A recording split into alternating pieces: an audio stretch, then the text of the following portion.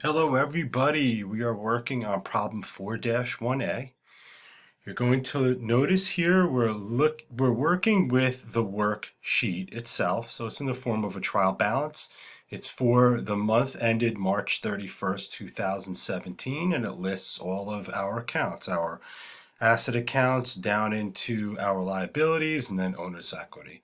Then right here what we have is just some transactions during the month that we need to make adjustment for. There are only 4 adjustments, and we're going to do that right here in this worksheet. Here are a couple of quick notes before we begin. I first recommend opening up the e-text. I would do this before you even open up the assignment, so just click right here and it will open up the downloadable e-text for you. I say to do this because even though you can use right here the link to text, sometimes it does not bring you directly to the location. But if you have the ebook open, you can go directly to it. You may also open up the PowerPoint for the chapter. And also, I will be starting and stopping just to condense the time, and there may be a second part. So let's begin here. The first one, we're going to make adjustments first. So it says here, a physical count reveals only $480 of roofing supplies on hand. They're telling us that the ending balance now is $480. So what do we need to do? We need to have a credit entry for the difference to bring the balance down to 480. So you're going to take 2,000 minus 480, and you're going to take the difference of 1,520 and make an entry for it. Let's do that now. So what did we do? We made an entry in here, right? We put a debit and a credit in, and we have an adjusted balance for supplies. We debited the supplies expense, and we credited the supplies to reduce it.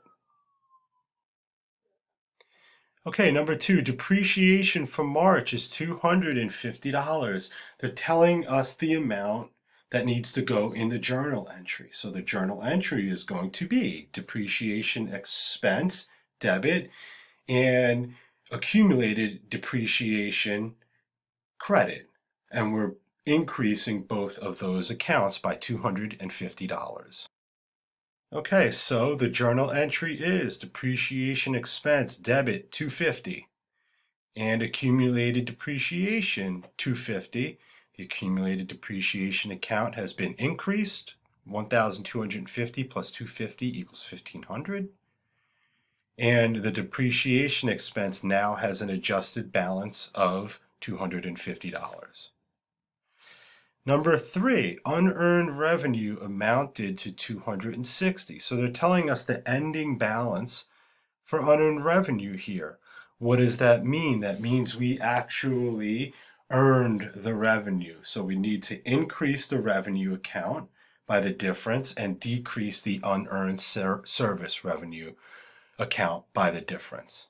Okay, so we debited the liability, the unearned service revenue, by the difference, 290. So 550 minus 260 gives us 290.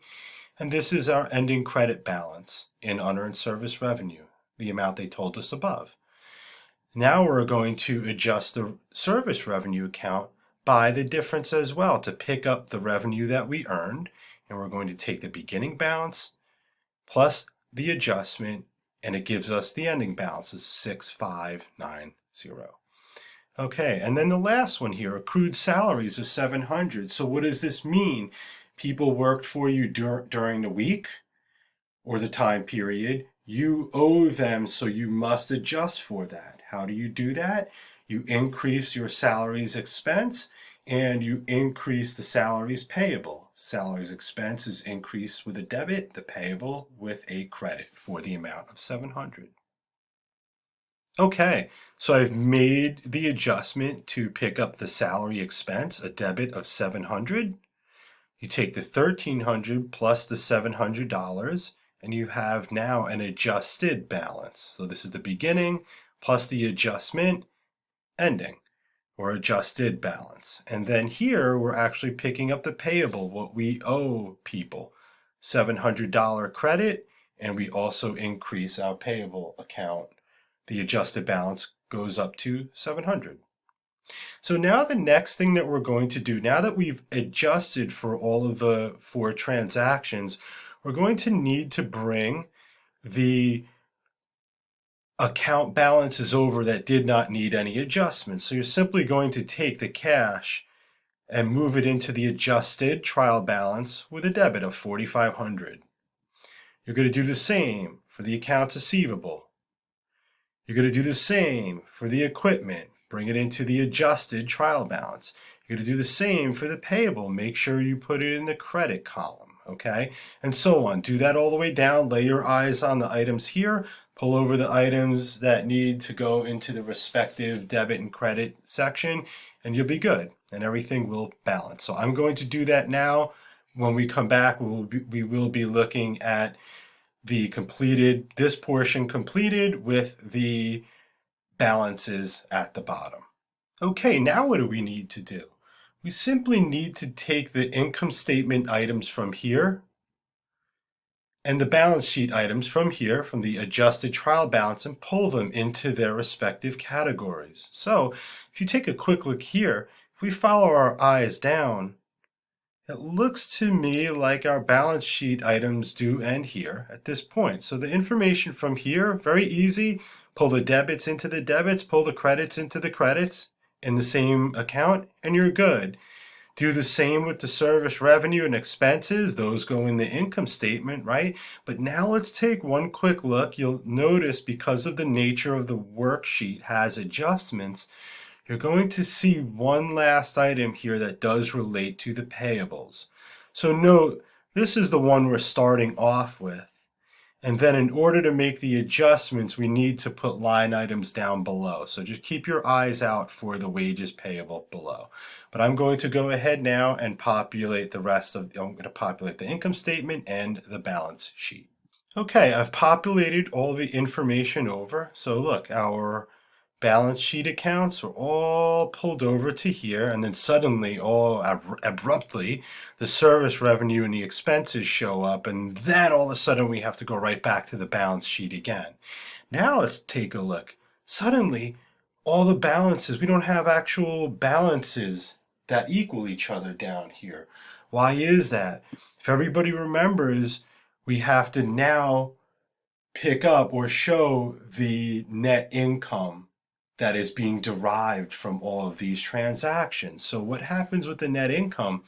We're going to have an adjustment in the income summary for 2420 to eventually make it recognized in the capitalized in the capital account itself, which would be this here. So it's almost like we're looking at an adjusting entry down here, but we'll see that later on when we close everything out to the income summary and then to the capital accounts. But you're simply going to take this amount, subtract this amount, and it gives you this amount. You need a debit for it to equal. And then this one, take this amount, subtract this amount, and you're going to put a credit here so that this portion equals. Okay, so now everything equals, right? You add these up. 6590, 6590, 2820, add these up, 2820. Now this here, we're going to now be taking the information from up here, the income statement and the balance sheet. We're just going to populate the income statement, the owner's equity statement, and the balance sheets below. Okay, so what I'm going to do is show everybody, if we go into Chapter 4. So we go into the ebook. We can choose completing the accounting cycle. It'll show us here in the content, prepare a worksheet, prepare closing entries, and so on. But if you do scroll through, it brings us through the worksheet, through the adjustment examples, and then it also brings us all the way to the income statement, owner's equity statement, and the balance sheet. So you should use these as a reference for all of your assignments. Note, it's on page 158. So I'm going to go in to the practice assignment, and I'm going to populate everything from the income statement, owner's equity statement, and the balance sheet. Okay, so now let's take a look at the income statement, owner's equity statement and the balance sheet. So for instance, the income statement here, we've completed everything. We're just going to take everything that's under the income statement and pull it down. So we got 6590 for service revenue, salaries and wages, and the miscellaneous expense, and supplies expense, and depreciation expense. So we're going to bring it down and just put it in here. And we're going to follow this for the income statement, right? Revenue, service revenues, bam. Expenses, list the expenses. And note here, expenses, if you notice, it kind of like funnels down. You always start with the highest and then funnel down to the lowest, okay? And the last item should always be miscellaneous expense, barring its amount. If it's miscellaneous, it's usually required to put it at the very end. We total it, we take the service revenue, subtract the expenses, and we have net income. So here we pulled in the service revenue amount, we pulled in all the expenses, we totaled the expenses, and then we have our net income. 6590 minus 4170 gives us our net income. One particular item that I do need to point out for the income statement is you're always going to have this heading here, for the month ended, with a date after it. Whereas on the balance sheet, you're not going to have for the month ended, because a balance sheet always represents one point in time, whereas an income statement represents a time period, okay? So now let's go down to the owner's equity statement. This one here is a little tricky, but it does say Warren made an additional investment in the business of $10,000 in March, okay? So we have to deduce, if we put the investment in as an addition, which it is going to be, you then have to take a look up at the capital here, and the owner's capital starts with $12,900. Thus, in order for this section to actually work, that means our owner's capital started off with $2,900, then we made the investment of $10,900. Now let's take a look at the owner's equity statement. What do we always have? A beginning balance, blam, and then an ending balance. We know that's guaranteed. Then inside of these, right, inside of the beginning and the ending, you're going to want your additions on top, your increases, and your subtractions below. So what are our additions here? They're going to be the investment, which was made, it says it right here. And we also have the net income, which comes from right here, falls right into place. We add the change up, so we're going to take this here and take the beginning balance plus the 10,000 plus the 2420. We have the total amount, and then we subtract the drawings, which give us our ending owner's capital. Now let's take a look here at the balance sheet. The balance sheet, again, now take a look at the e-text. It's going to show us what a balance sheet looks like and the items that we have. But for the balance sheet, you'll want to remember, you can come to page 168 and look at a classified balance sheet. So you'll see that everything is going to go into classes: current assets, long-term investments, property, plant, and equipment, intangibles, current liabilities, long-term liabilities, owner's equity. Okay, so you use this as a guide.